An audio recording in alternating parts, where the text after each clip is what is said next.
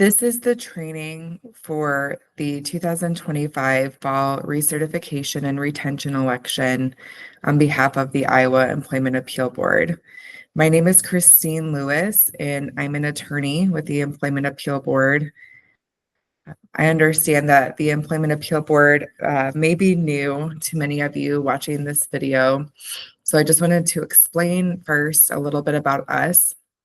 We are a very small state agency that is attached to DIAL, the Department of Inspections, Appeals, and Licensing, but we are a standalone agency with independence. We have three board members who are appointed by the governor for 6-year staggered terms. We have 3 attorneys, 5 administrative staff, and 1 part-time paralegal. And on July 1 of 2024, due to the governor's realignment bill, the Employment Appeal Board was tasked with absorbing the duties of PERB, which is an agency that most of you are probably familiar with. So what PERB did in the past has now been reassigned to the Employment Appeal Board. Our goal in conducting this training is to give everyone who's subject to these recertification and retention elections the tools they need to successfully participate in these elections. So we're going to go ahead and get started. First, who is going to be in the election this fall? Public employers and employee organizations that have a contract that expires in June 2026. There are about 10 bargaining units who will also be included who have contracts that expire right around that time period.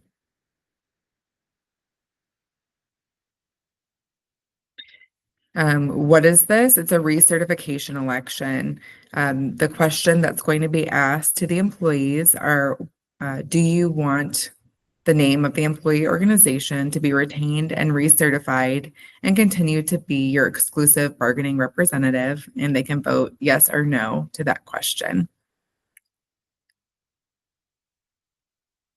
Why are we conducting the election? In 2017, the Iowa legislature amended the law to require these retention and recertification elections prior to the expiration of the bargaining unit's contract. This year, the election is going to start on October 14 at 7 a.m.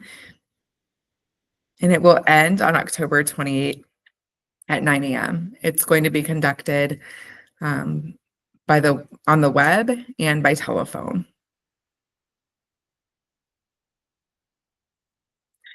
But prior to that, there are a lot of things that need to happen in order for voters to be able to vote in the election.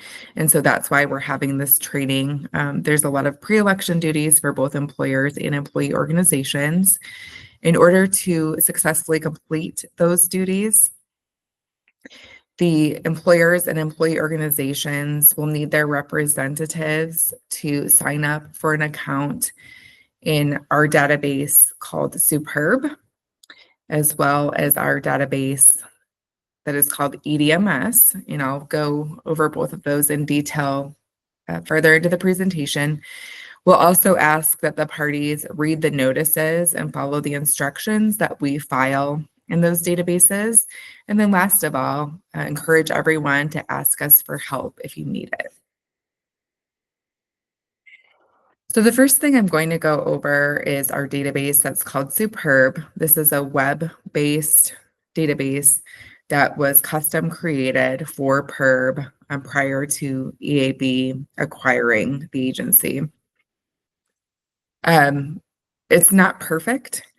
There are some workarounds that we've had to come up with, but a significant amount of money was invested in this database, and it does allow us to conduct the elections and gather this information in a much faster and more efficient way than we would otherwise be able to. So I know one of the complaints you might have is, why do I have to sign up for two different systems? I understand that sentiment. We did look into a way to try to make it just one system, and we were unable to do that. So for right now, this is what's required. This is the web address for Superb, and this is what it will look like when you type in that web address. Unfortunately, right now, there's no way to request an account just from that home screen. So if you do not already have a Superb account, and if you already have one, you don't need to sign up again. But if you do not have one, you'll need to send an email to this email address, eab.elections@eab.iowa.gov. You'll need to provide our staff with the name of the employer or employee organization that you are with, provide the bargaining unit numbers that you need to be associated with in the system. Your email address will be your username. If you want to use an email address other than the one you email us from, please let us know. After our staff inputs your information, you will receive an email that will allow you to reset your password. After you've received that email, you'll be able to log in. When you do so, you should be seeing a home screen that looks like this. So on that left navigation pane, when you click on bargaining units, you should see all the bargaining units that you're associated with. If you do not see those bargaining units, you're not going to receive the email notifications that you need. So you should send an email again to that eab.elections@eab.iowa.gov and explain that you need to be associated with certain bargaining units, and we will be able to fix that for you. The next database that I'm going to go over is the EAB's Electronic Document Management System, or EDMS. It's the same system that the judicial branch uses, except we have our own separate system. But if you've used EDMS with the judicial branch, you'll be familiar with the EAB's EDMS. Here we have the web address that you need to go to reach this document management system. When you first type in that web address, you will be taken to a home screen that looks like this. If you already have an EDMS account in the PERB system, you do not need to sign up for another account. If you do not, you can hit the request account button. It will take you through a few more screens. It will ask you to sign or accept the user agreement. It's going to be about 20 different just basic requirements. There's also going to be on the home screen a user manual. If you're not familiar with EDMS, you may want to click on that for more information. Next, it's going to ask you what your user role is. Obviously, if you're an attorney, you're going to pick that. Most other people who would be signing up for an EDMS account for the purposes of the election would choose representative. After you click through that screen, it will ask you to associate yourself with an organization. If you are associated with more than one organization, just choose one, and I'll explain later how you'll be able to receive notices for multiple bargaining units. Next, you'll have to fill out a questionnaire regarding just some of your basic information. Here, you'll be able to set your own password. It'll also ask you for a bar number. We get a lot of questions on this. If you're an attorney, you'll put in your bar number. If you're not an attorney, the system will typically generate a random number there.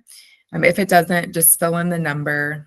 Our staff will have to review your request for an account, and they will make sure that the correct number goes in that blank. You'll also see that there's an opportunity to put an alternate email. If you have other people in your office or other email addresses in your office that you can put in there, that's something that I would recommend. A lot of times you're only going to be involved in these elections, every 2, 3, or 4 years, depending on how long your contract runs. It can run up to 5 years. So oftentimes by the time another election comes around, the person who had been handling those duties might be working somewhere else and no longer there.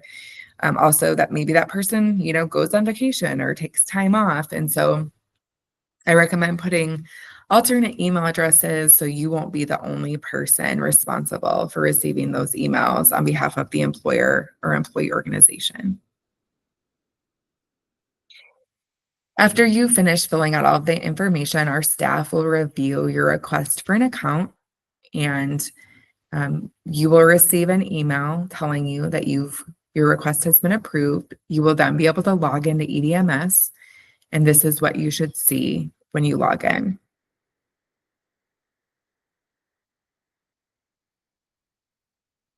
Every bargaining unit has a unique 4-digit number. We've created a case in EDMS for each bargaining unit that we use for election notices. So if you see on the top left-hand corner here, the number that's circled in red, that's the case number for this particular bargaining unit that's affiliated with Harrison County and AFSCME. There's also a record of all the filings that have been filed for that bargaining unit in regard to recertification elections that you'll be able to click on and read. But in order to see those case filings, you'll need to file what's called an appearance in that bargaining unit case number. You'll need to file an appearance in each bargaining unit case number that you want to be associated with. So as I was saying earlier, if you're affiliated with more than one organization, that's okay. You just need to make sure that you file an appearance in each bargaining unit case number that you need to receive notices on. In order to do that, you'll first click on existing cases.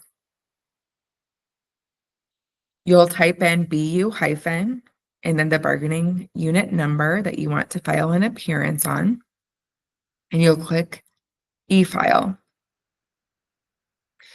You'll next be taken to a screen that looks like this. There's a drop down at the top. You'll want to choose notice of appearance without a document.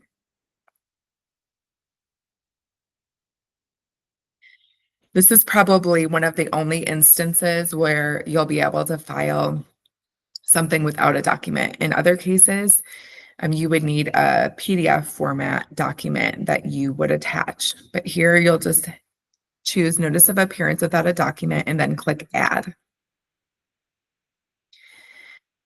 Next, you'll need to choose which party you're filing an appearance on behalf of. That will either be the employer or the employee organization.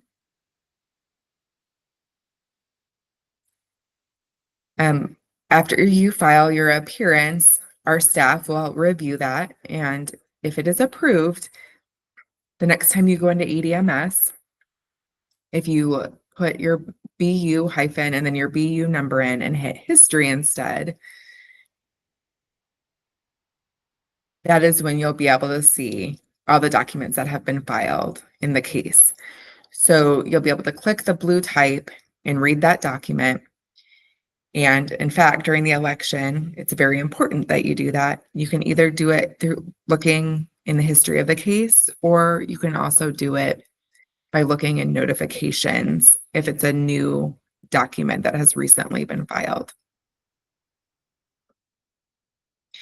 When documents are filed in your bargaining unit case number, you're going to receive an email that looks similar to this. One pitfall we've seen for parties is they'll receive these emails, but they don't go into EDMS and read the actual document. So then they don't get the information that they need. If you receive one of these emails, make sure you go and log into EDMS and either look under notifications or in the actual case number itself so you can download and read the document. Next, I'm going to talk about the pre-election schedule and everything that needs to be done leading up to the election. This time period runs from August 1 to October 14. During this time period, the employer's main objectives are going to be to file an accurate voter list and to distribute voting instructions to your employees. The employee organization's main objectives during this time period are going to be to review and approve an accurate voter list and to pay the election fee. Here is a look at the pre-election schedule. We also have this posted on our website. As you can see, on August 1, employers can begin uploading a voter list, and that's in Superb. And that's what I'm going to go over next. Employers have until August 25 to upload the voter list. We encourage you to do it as soon as possible. So you'll have extra time to make sure it's accurate. The employee organization will have extra time to review it. Here are the steps to upload a voter list in Superb. We are going to have this presentation in PDF format on our website. These instructions will also be included in documents that are filed in EDMS. I'm going to go over some of these instructions. I've already talked about how to sign up for an account in Superb and how to log into your account in Superb and see your bargaining unit.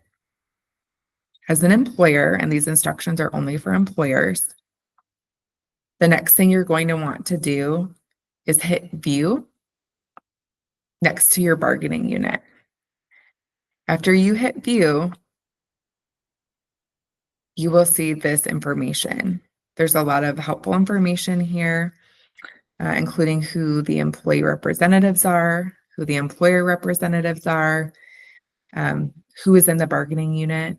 You'll be able to look up contracts, whether there've been requests for impasse, but important here is for you to click on Employee List.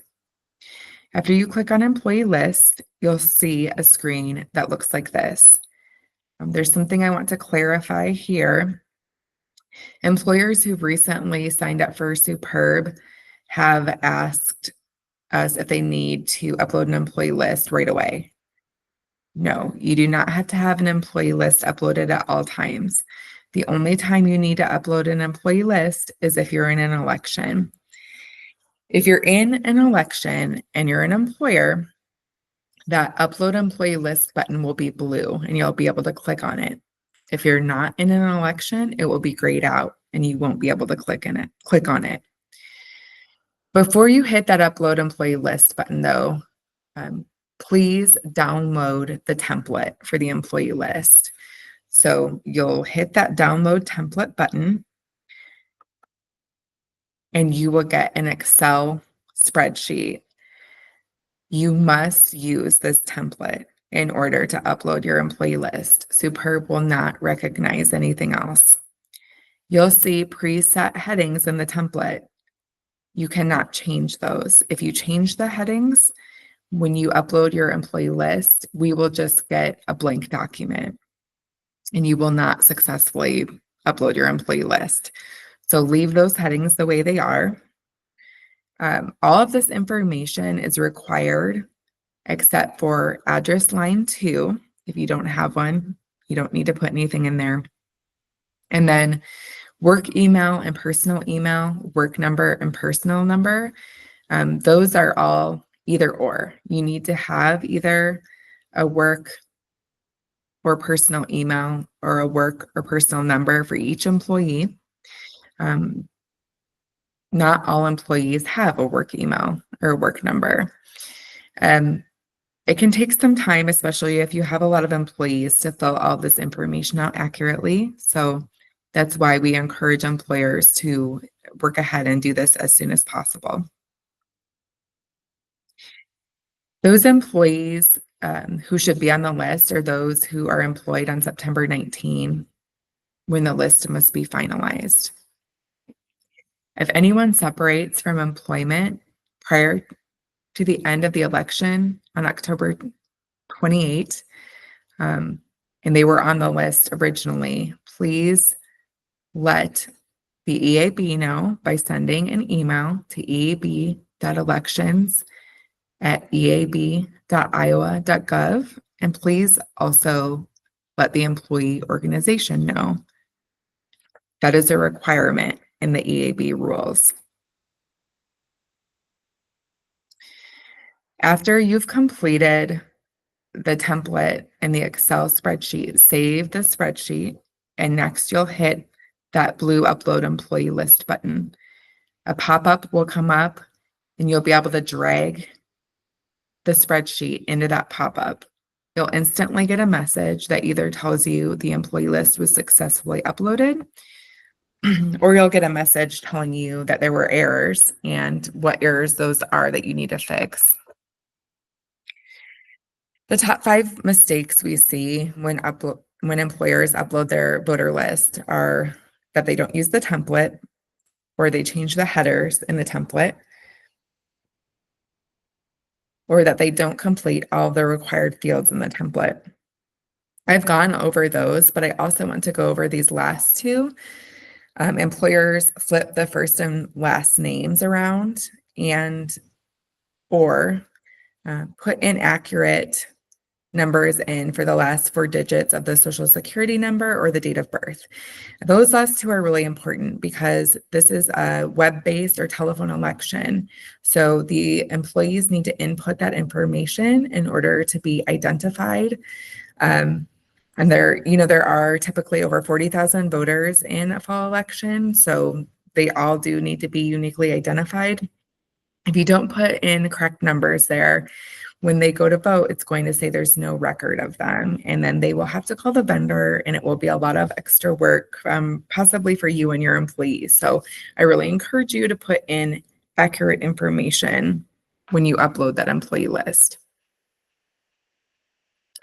As I stated before, August 25 is the last day for the employer to upload the employee list. After you upload the employee list, the employee organization will get a message stating that it's been uploaded. And then you're also, as the employer, required to send the employee organization an email letting them know. What happens if you don't upload the employee list? There are consequences. Right now, our rules require an in-person show cause hearing, which means that the EAB would file a notice of hearing in EDMS. You would only get 1 day notice that you would have to appear in person in Des Moines at our office at 6200 Park Avenue, regardless of where you are in the state. And you would have to come and explain why you did not upload the employee list by the deadline. The board would then decide whether you had good cause for not doing so. And good cause would be basically a reason that would have made it physically impossible for the employer to do so. If the employer is unable to show good cause, the employee organization is automatically recertified. If the employer is able to show good cause, all they get is an additional 3 days to upload the list. So please just upload the list prior to the deadline. If the employer does not upload the list prior to the deadline, we will be required to report that to the governor and the legislature in our annual report. And there has been proposed legislation directed at employers.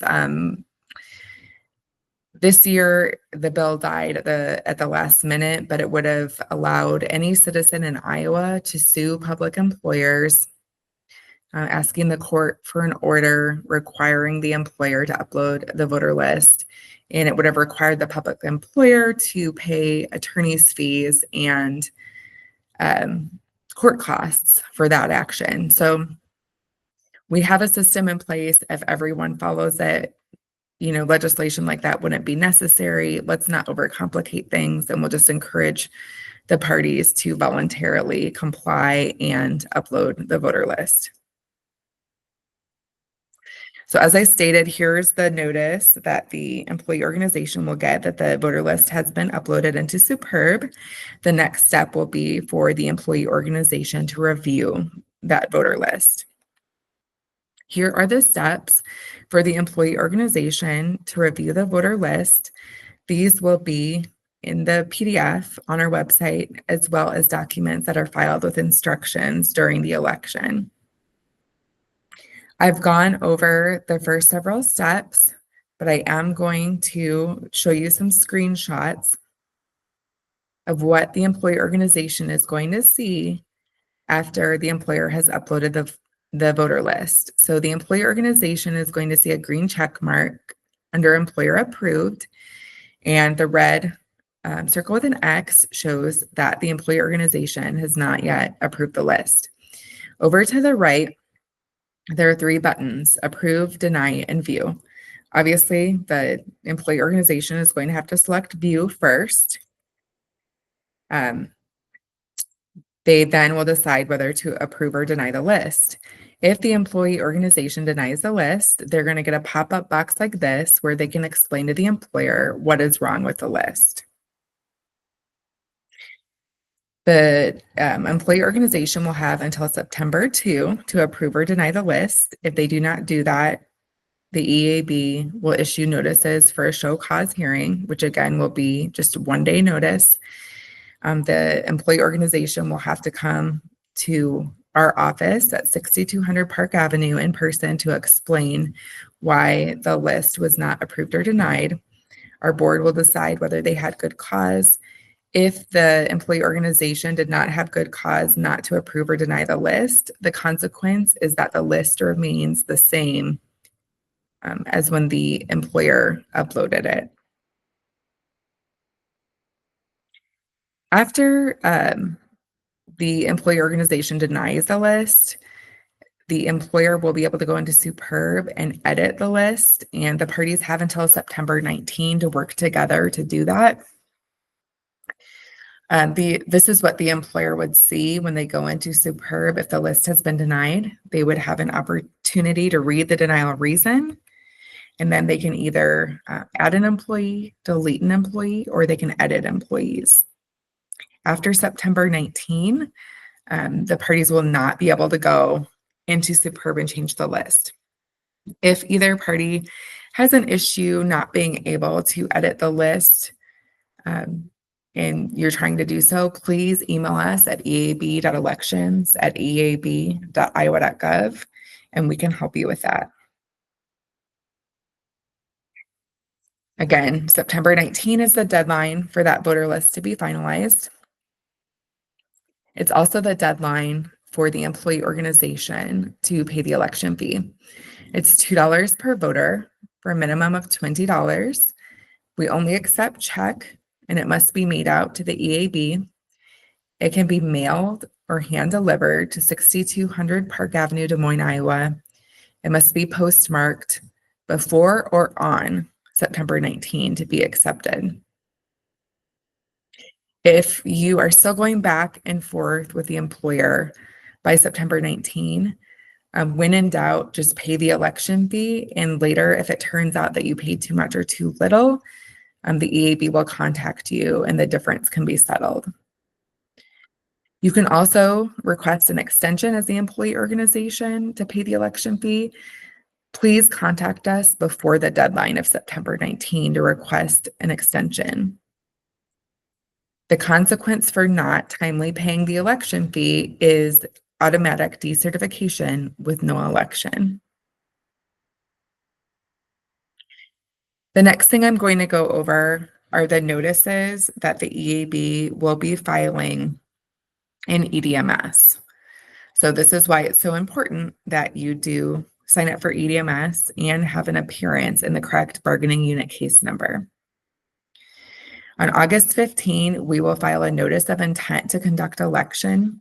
It will have instructions for employers, instructions for employee organizations, the election fee schedule, the voting schedule, and a description of the bargaining unit. It's really important that you go into EDMS and actually download and read that document. It is going to have the information you need to successfully participate in the election. On September 22, for the organizations who have filed their voter list, approved it, and paid the election fee, the EAB will file an order for election and a notice of election. It is going to have the voting instructions that the employees will need to vote in the election. If you have a way to email those instructions to your employees, please do that. But not all employees have email, so it is really important that you post those instructions on a bulletin board where the employees can see them. And it's not enough just to do it on one bulletin board. If you have employees working in multiple locations, you need to have those instructions up so you know all employees will have an opportunity to see them. You need to put the instructions up in multiple places. There is no ballot being mailed to the employees, so this is their only way of finding out how they can vote. Here is an example of voting instructions from last year. Please do not use these for this year because the phone number changes. But you can see why the date of birth and the last 4 digits of the Social Security number must be accurate in order for the employee to vote. If the parties have done everything successful up to this point, now we're up to the election.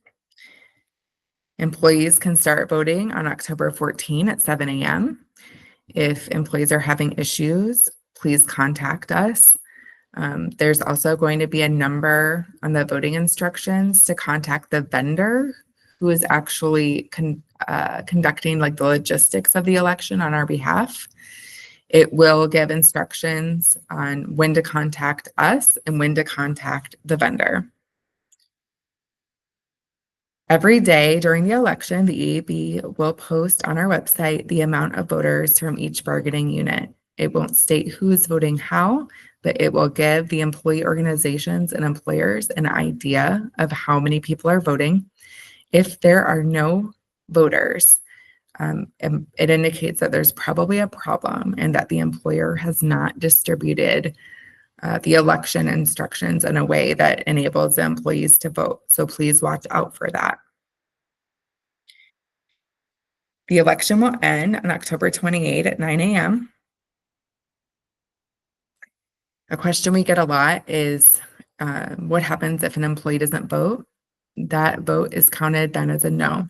So it must be a majority of the bargaining unit that votes in favor of retention or votes no against retention, not the majority of the voters.